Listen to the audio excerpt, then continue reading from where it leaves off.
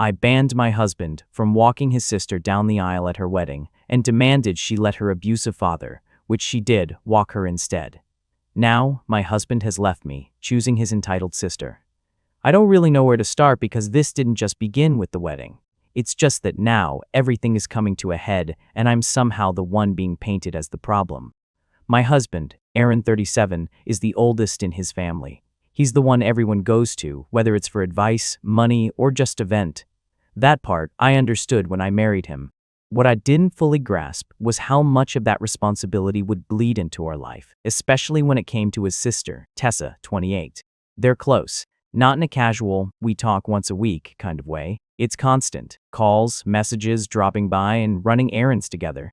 At first, I tried to see it as a good thing. Family being close is supposed to be a positive, right? But over time, it started feeling like there was no space that was just ours. There were small things at the beginning. I'd make dinner plans, and Aaron would get a call halfway through the evening, and suddenly he had to leave because Tessa needed him.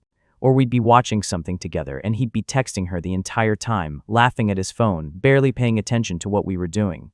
Once, we had tickets to a concert I'd been looking forward to for months. The day of, Tessa called because she was having some issue with her car. Not an emergency, just something she didn't want to deal with alone. He told me he'd just go check on it quickly. We missed the opening act, then half the show.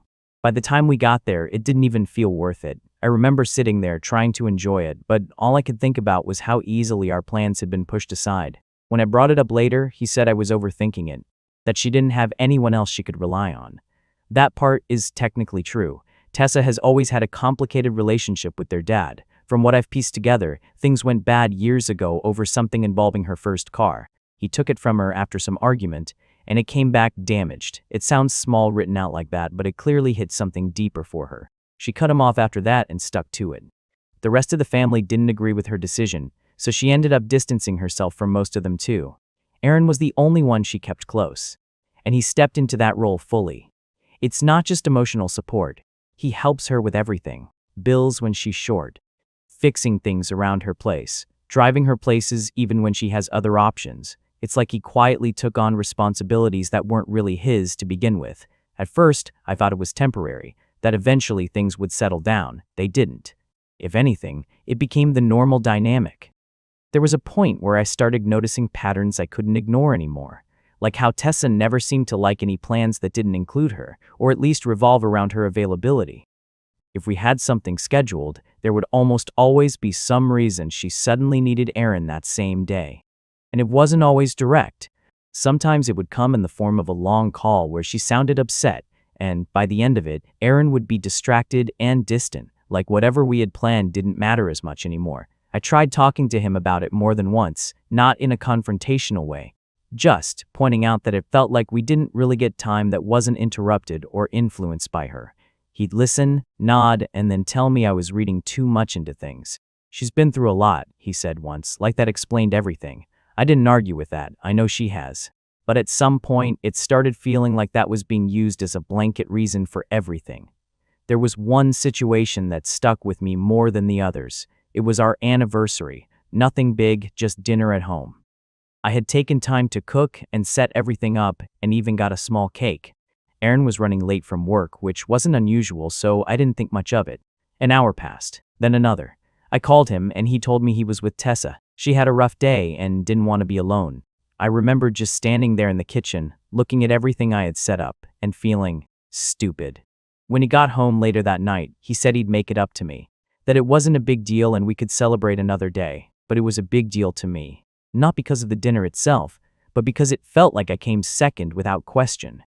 That was probably the first time I seriously thought about how uneven things felt. Still, I stayed quiet more often than not. Every time I tried to bring it up, it turned into me being the one who was making it into something bigger than it is. So I started letting things go. Or at least, I tried to. Fast forward to now. Tessa is getting married. She's been with her fiancé for about 3 years. I don't know him that well, but he seems decent. Quiet, keeps to himself mostly. From what I've seen, he goes along with whatever she wants. The wedding planning has been intense. Not in the usual stressful way, but in the sense that Aaron has somehow become part of it in ways that don't make sense to me. He's helping with decisions that should be between her and her fiancé, venue visits, vendor calls, and even sitting in on meetings that I wasn't invited to. At one point, I asked Aaron if he realized he was more involved in this wedding than the groom seemed to be. He didn't find that strange. "She just trusts me," he said. That word again, trust. It's like that automatically overrides everything else. Around this time, I also started hearing that Tessa had been talking to their dad again. Not regularly, but enough that they were at least on speaking terms. Apparently, it started with a few messages, then occasional calls. From what Aaron said, it was progress. I didn't think much of it at first, other than hoping maybe it would ease some of the pressure he'd been carrying all these years. If she were rebuilding that relationship, even slowly, maybe she wouldn't rely on him as heavily. Then came the part that started all of this. Aaron came home one evening and told me Tessa had asked him something. He said it like it was a big deal, like I should already understand the weight of it. "She wants me to walk her down the aisle," he said. I remember just staring at him for a second, trying to process it. At first, I thought maybe I heard him wrong, but he just stood there, waiting for my reaction. And I didn't really have one right away. It just felt off, not in a dramatic way. Just something that didn't sit right. Her dad is alive. He's going to be at the wedding. They're talking again, even if it's not perfect. So why Aaron? I asked him that. He said she didn't want their dad to have that role. I asked why, considering everything seemed to be improving between them. He shrugged and said it was her decision. That answer didn't really clear anything up for me. If she had cut her dad off completely and wanted nothing to do with him, I might have understood it more. But this in-between situation didn't make sense. It felt like she was picking and choosing what parts of that relationship she wanted to acknowledge, and Aaron was stepping in to fill the rest. I told him it seemed unusual. He didn't like that. "It's not about what's usual," he said. "It's about what she wants." That was the first time the conversation started to shift in a way I didn't like, because suddenly my perspective wasn't just different, it was being dismissed entirely. I tried to explain that it might create tension, especially with their dad being there. That it could come across as, I don't even know, like a statement being made in front of everyone. Aaron said I was worrying about the wrong things. "She asked me because I've been there for her," he said. Of course I'm going to say yes. And just like that, it was decided. I let it go that night, but it kept bothering me. Not just the situation itself, but what it represented. Because it wasn't just about walking her down the aisle. It was another example of how automatically he stepped into whatever role she needed, without question, without pause. A few days later, I ended up seeing Tessa in person. I hadn't planned to bring it up, but it came out anyway. I asked her, as calmly as I could, why she chose Aaron for that instead of her dad. She didn't hesitate. She said, "Because I trust Aaron." I told her I understood that, but her dad is still her dad. And if they're trying to rebuild their relationship, wouldn't this be a meaningful moment for that? Her expression changed almost immediately. Like I had crossed into territory I wasn't supposed to step into. She said I was making assumptions about something I didn't fully understand. I said I was just trying to look at it logically. That didn't go over well. She asked me if I had a problem with Aaron doing it. I said it wasn't about having a problem, it was about how it looked and what it could lead to. That's when her tone shifted completely. She said it sounded like I was projecting my own feelings onto the situation instead of respecting her decision. That irritated me more than I expected, because it felt like she was twisting what I was saying into something else entirely. I told her I was thinking about the bigger picture, not just one moment, and that's when the conversation really started to turn into something else entirely. I didn't plan for it to go that way. I went in thinking I'd ask a couple of questions, maybe get a clearer understanding of where she was coming from, and leave it at that. But once she looked at me like I was out of line just for asking, something in me pushed back harder than it should have. I told her she was putting Aaron in an awkward position. She gave this short laugh like she couldn't believe what she was hearing. She replied, "Aaron said yes, no one forced him." That part was true, but it didn't change how I saw it. I said, "He says yes to everything when it comes to you." The moment the words came out, I knew I'd crossed into something more personal than I intended. Her expression didn't soften or shift.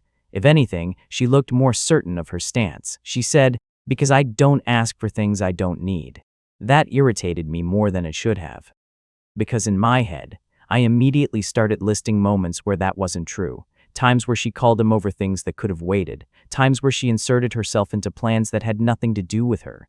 But instead of saying all that directly, I went with something worse.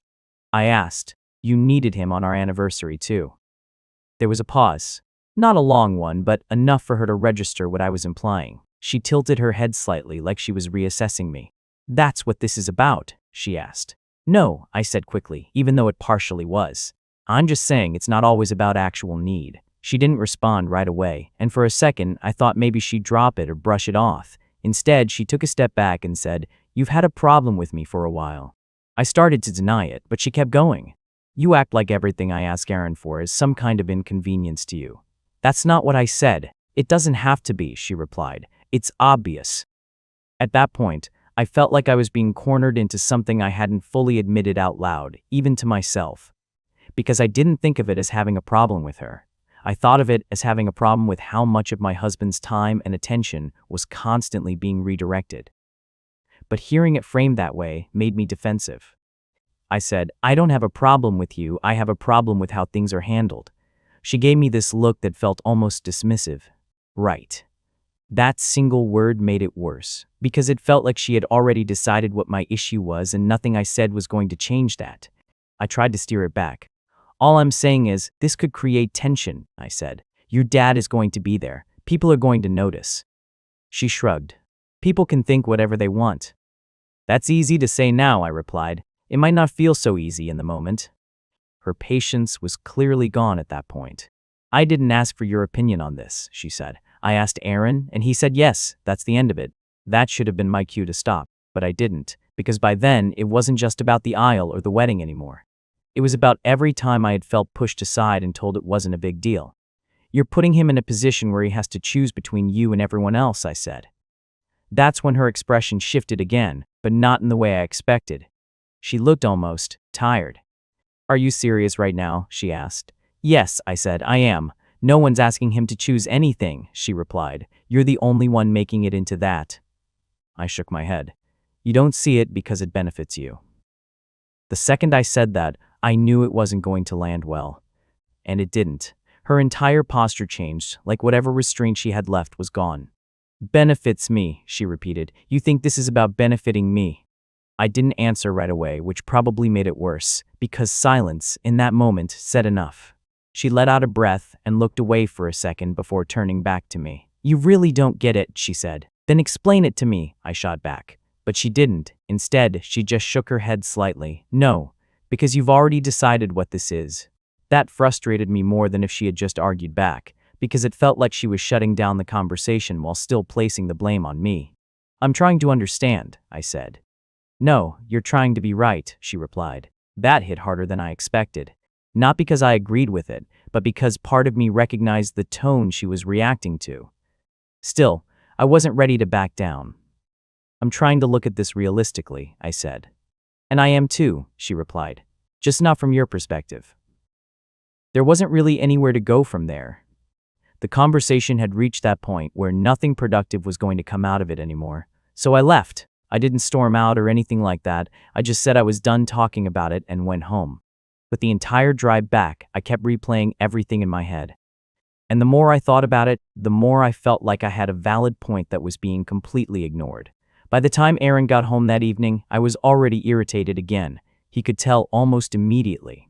"What happened?" he asked. I told him I spoke to Tessa.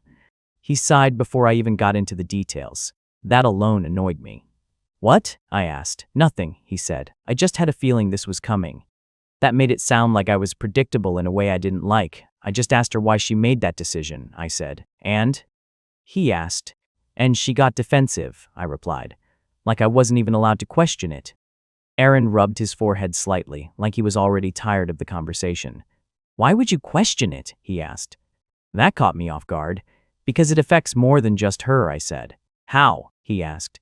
I stared at him for a second. "Are you serious?" "Yes," he said. "I am. It affects your dad, for one," I said. "It affects how people see the situation. It doesn't affect me," he cut in. I said yes. That shut me up for a moment. Because again, it was like my entire perspective was being dismissed in one sentence. "So that's it?" I asked. "No discussion." "What is there to discuss?" he replied. "She asked me something important." I agreed. "That's it." The simplicity of how he said it made it worse. Because to me, it wasn't simple. It was layered with everything that had been building over time. "You don't think it's a little unusual?" I asked. "No," he said. "You don't think it might cause issues?" "No." You don't think. I think you're overthinking it, he said, cutting me off again. That phrase. I was so tired of hearing it, because it always came up whenever I tried to explain something that mattered to me. I'm not overthinking it, I said. I'm looking at it from a broader perspective. And I'm not, he asked. I didn't answer that directly. Instead, I said, you always do this. His expression shifted slightly. Do what? Automatically take her side, I said. I'm not taking sides, he replied. There aren't sides.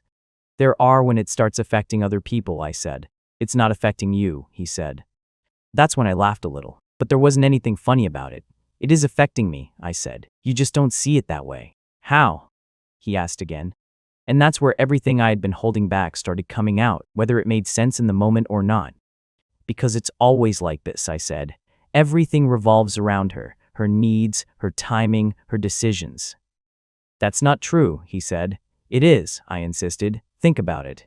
I am thinking about it, he replied, and I don't agree with you. That back and forth went on longer than it should have. I brought up the anniversary. He said that was one situation. I brought up the concert. He said it wasn't intentional. I brought up smaller things, calls during dinner, plans being adjusted, time being interrupted. He had an answer for everything, or at least what he thought was an answer. At some point, he said something that stuck more than the rest. She needed me, he said. What was I supposed to do? Ignore her? I didn't have a clean answer for that, because saying yes made me sound unreasonable. But saying no meant accepting that this pattern would just continue. So I said something in between. I'm not saying ignore her, I said. I'm saying it shouldn't always come before everything else. He looked at me like he didn't understand what I meant. It doesn't, he said. And that's when I realized we weren't even having the same conversation anymore. Because from his perspective, everything he was doing made sense. From mine, it felt like I was constantly adjusting around something that never adjusted back. The worst part is, looking back now, I can see how I sounded. I wasn't calm or measured. I was listing things, stacking them one after another, like I was building a case instead of trying to actually communicate. And the more I did that, the more he shut down. Not completely, but enough that it felt like I was talking at him instead of with him. At one point, he just said, I don't know what you want me to say. That should have been another moment to pause, but instead, I kept going. I want you to at least acknowledge that this isn't as simple as you're making it out to be, I said. It is simple, he replied. You're making it complicated. And just like that, we were back at the same place, except now it felt heavier. Because it wasn't just about the wedding anymore. It was about how differently we saw everything leading up to it. And the more we talked, the clearer it became that neither of us was willing to shift. He saw it as supporting his sister. I saw it as another example of being pushed aside. And somewhere in the middle of all that, the actual issue got buried under everything else we were throwing at each other. By the time the conversation ended, nothing had changed. He was still going to walk her down the aisle. I was still uncomfortable with it. And now, on top of that, there was this tension sitting between us that hadn't been there before. What I didn't realize at the time was how much worse it was about to get. Because the next time I saw Tessa wasn't just a conversation, it was at a family gathering her fiancé's side was hosting.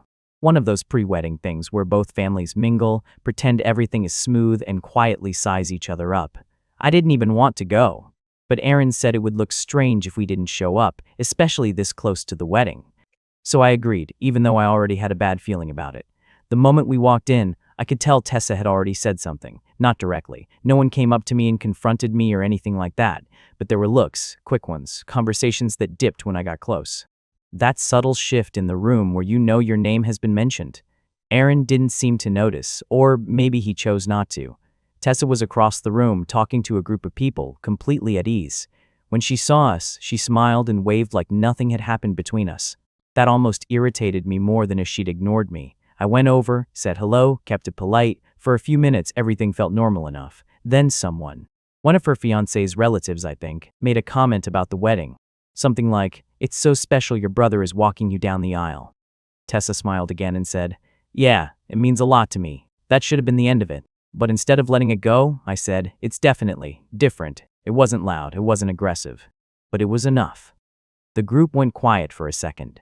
Tessa turned her head towards me slowly. And right there, in front of people who didn't know the backstory, it started. She didn't raise her voice. She didn't need to. "Is there something you want to say?" she asked. "I could have brushed it off." I could have said no and moved on. Instead, I doubled down. I just think it's an interesting choice, I said, given the circumstances. Someone asked what that meant, and that's where I made the biggest mistake. Because instead of keeping it vague, I explained, not everything, but enough.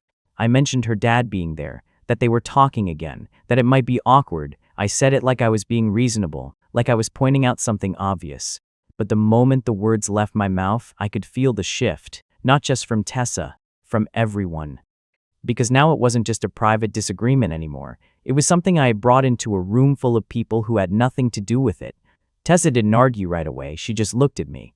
And there was something in that look I hadn't seen before. Not anger, not even frustration.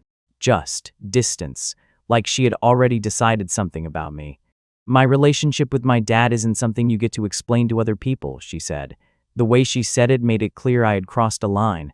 I tried to backtrack a little. I'm not explaining, I'm just… No, she cut in. You are. Aaron stepped in at that point, trying to redirect things. But it was already too late. The damage was done. The rest of the night felt off. No one said anything directly to me, but the atmosphere changed. Conversations didn't include me as much. People were polite but distant. On the way home, Aaron didn't say much. And that silence felt heavier than anything he could have said. When we got back, that's when it finally came out. What were you thinking? He asked. I tried to defend myself. I didn't say anything that wasn't true, I said. That wasn't your place, he replied. I was tired of hearing it. It affects us, I said. I'm allowed to have an opinion. An opinion doesn't mean you say it in front of everyone, he said. I didn't make a scene, I insisted. He just looked at me. And for the first time, I realized how it actually looked from the outside. Because maybe I didn't raise my voice. Maybe I didn't make it dramatic. But I still put something personal out there that wasn't mine to share. And I did it in a way that made her look bad, even if that wasn't my intention. The days after that were tense. Tessa stopped reaching out to Aaron as much, but not in a way that fixed anything. It felt more like she was pulling back entirely. Aaron noticed it. At first, he said nothing. Then one night, he mentioned that she hadn't asked him about final wedding details. He said it like something was off. I didn't respond, because I knew why. A week later, he got a message from her. I wasn't supposed to see it, but he left his phone on the counter and I happened to glance at it. It was short. She said she appreciated everything he had done for her, but she didn't feel comfortable with him walking her down the aisle anymore. She said she didn't want any tension or distractions on her wedding day, and that it was better this way. I remember reading that and feeling justified. Like this proved my point. Like this whole situation had been too complicated from the start. But that feeling didn't last long, because when Aaron saw the message, his reaction wasn't frustration, it was disappointment. Not loud, not dramatic, just quiet, and that was worse. He didn't argue with her. He didn't push back, he just accepted it. The wedding still happened. We still went. Her dad walked her down the aisle. Everything looked normal from the outside. If you didn't know what had happened, you'd think it was a typical wedding. But it didn't feel that way. Aaron kept his distance most of the day, not in an obvious way, just enough that I noticed, and Tessa barely acknowledged me at all. After that, things didn't go back to how they were. They didn't even stay the same. They got quieter. Tessa stopped coming around. Aaron stopped mentioning her as much. But the closeness they used to have didn't transfer back into our marriage. It just disappeared. And what was left felt empty. We started arguing more. Not always about her. Sometimes about small things that wouldn't have mattered before. But everything felt heavier. Like there was something sitting underneath every conversation that we weren't addressing directly. At one point he said, "You didn't just hurt her." I didn't ask what he meant, because I already knew. A few months later, he started spending more time away. At first, it was work. Then it was staying out later. Then weekends. I asked him about it, and he said he just needed space. Eventually, he said we should take some time apart, not permanently, just to figure things out. I agreed. At that point, I didn't even know what I was holding on to anymore. He moved out a few weeks later. The house felt different after that. Quieter, but not in a peaceful way. Just empty. I kept thinking back to everything that led up to it. Every conversation, every comment, every moment where I could have just let something go and didn't. I still don't think I was completely wrong, but I can see now that I handled it badly. I pushed where I didn't need to. I said things in the wrong settings. I made something personal into something public, and I kept framing it like I was being reasonable, even when I wasn't. Now, I barely hear from Aaron. When I do, it's about practical things. Bills, paperwork, things that need to be handled. There's no real conversation anymore. Tessa is completely out of the picture. From what I've heard, she's doing fine. Settled into married life, keeping her circle small. I'm not part of it. And honestly, I don't think I ever will be again. I spend a lot of time now replaying everything. Not in a dramatic way. Just small moments that keep coming back. The anniversary dinner, the concert, that conversation at the gathering, the message she sent. The way Aaron looked at me after reading it. I thought I was pointing out a problem. I didn't realize I was becoming one. And now I'm sitting here in a house that doesn't feel like mine anymore, trying to figure out how something that seemed so straightforward turned into this. Because in my head, it was always about fairness, about balance, about not being pushed aside. But somewhere along the way, I stopped paying attention to how I was coming across, and by the time I noticed, it was already too late. Okay, now let's do an analysis. What stands out here isn't the obvious jealous spouse versus close sibling dynamic. That's surface level and honestly kind of boring. The more interesting part is how the OP slowly redefined what counted as reasonable until she couldn't tell the difference between concern and entitlement anymore. If you look closely, she never actually asked for less involvement from Aaron in a direct, grounded way. She never said, "I feel sidelined" when plans get dropped last minute, and stayed there. Instead, she kept upgrading her argument into something more defensible on paper: fairness, appearances, and family harmony. Those sound solid, but they're also impersonal. They let her avoid admitting the real issue. She didn't feel prioritized, and she resented who was being prioritized instead. That shift matters, because once you move from "this hurts me" to "this is objectively wrong," you stop negotiating and start correcting people. And nobody responds well to being corrected about their own relationships. Tessa picked up on that immediately. That's why she stopped engaging. Not because she couldn't justify her choice, but because OP wasn't actually asking. She was framing the situation in a way that made Tessa's decision look flawed by default. There's a quiet kind of arrogance in that, even if it's unintentional. And Aaron's role here is just as important, but not in the way people might think. He didn't just choose his sister. He avoided making choices altogether. Every time there was tension, he defaulted to the path that required the least immediate conflict, helping Tessa, dismissing OP's concerns, postponing real conversations. That kind of passivity creates a vacuum, and OP filled it by becoming louder, more insistent, and more rigid. So now you have one person who won't draw lines, and another who starts drawing them everywhere. The wedding moment wasn't the beginning of the fallout. It was just the first time OP lost control of the narrative. Up until then, everything happened in private, where she could still frame herself as the reasonable one. The second she brought it into a public space, that framing collapsed. Not because what she said was factually wrong, but because it exposed something else. She was willing to override someone else's boundaries to prove her point. That's the piece people react to, even if they don't articulate it. And the consequence isn't just that she lost. It's that she miscalculated what kind of damage this approach causes. She thought she was addressing a triangle, herself, Aaron, and Tessa, but what she actually destabilized was her position within it. Aaron didn't move closer to her once Tessa stepped back. He just disengaged entirely. Because the issue was never just Tessa's presence, it was how conflict was handled. There's a lesson here that's easy to miss. Being right about a pattern doesn't give you unlimited permission in how you respond to it. You can correctly identify a dynamic and still destroy your credibility by addressing it. And once that credibility is gone, people don't argue with you anymore. They just stop including you.